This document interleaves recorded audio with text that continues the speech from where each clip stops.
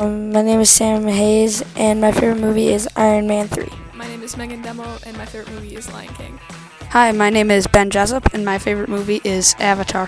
Hello, everyone. Welcome to my podcast where I ask questions about, I answer questions about, and generally vibe about movies. Alright, hello, everyone. Welcome back again. We are on episode 8 now of my podcast, so, like I said, I'm trying to get to 10, so, I'm almost done, which is crazy to think. So, today, the big question about movies that I'm going to be answering is what makes a good prequel or spin-off, just kind of an add-on to a movie. So many movies, specifically franchises, usually, they eventually get around to making some sort of prequel or spin-off in their time. This could be a spin-off show to explain the origins or characters or plot points, or to spend more time with a character that doesn't get a lot of time in the original prequels. Are another thing. They're not usually needed since everything that we've already seen happens after them, so it doesn't change the future, but it builds the past. That's what prequels do. I am a fan of prequels. I do really like them, and overall, I'd say prequels are mostly with movies, and spin-offs are mostly with TV, which is very interesting. So one thing that makes these things great, I would say, is explaining things that weren't already explained. So especially in fictional movies, certain story elements or reasons for characters or plot points can really be supported through the use of prequels or spin-offs. We can find out the reasons for characters' personalities or attitudes. This all prequels and spin-offs, I put them together because they both just piece together a coherent timeline. It's like filling in a puzzle. Yeah. So, an example of a prequel that doesn't really change much about the story, but it does fill in the puzzle, would be Minions. There's two of them now. They take place before the Despicable Me movies. These don't really mean anything. It's just showing everything before they met Gru. And it explains their origins and things that we didn't see in Despicable Me, because it has the time to do that now, and that can be a great use for these things. Another thing that these can do that really makes them great is, like I said, putting side characters in center stage.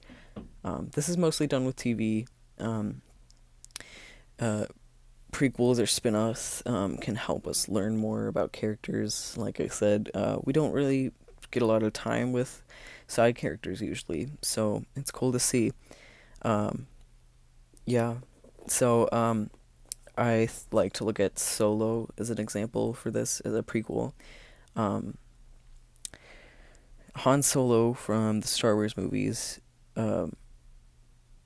introduces new characters and world building through his own movie that's a prequel, but it also explains the character's actions that we would see in later movies. It's making everything fit together. So yeah, side characters. Han Solo wasn't maybe the most main character, so it was cool to see him have his movie and explain him more. Like I said, though, this is mostly done with TV. So yeah, and I said it before and I'll say it again. Piecing together a timeline just really can satisfy fans, and I just like to look at the Star Wars franchise as a whole as an example for this. It was always destined to have prequels and in between movies, because the first one released was labeled as Episode 4, so there's going to be prequels. So yeah, also there's like Solo or Rogue One that are just additional stories in between movies.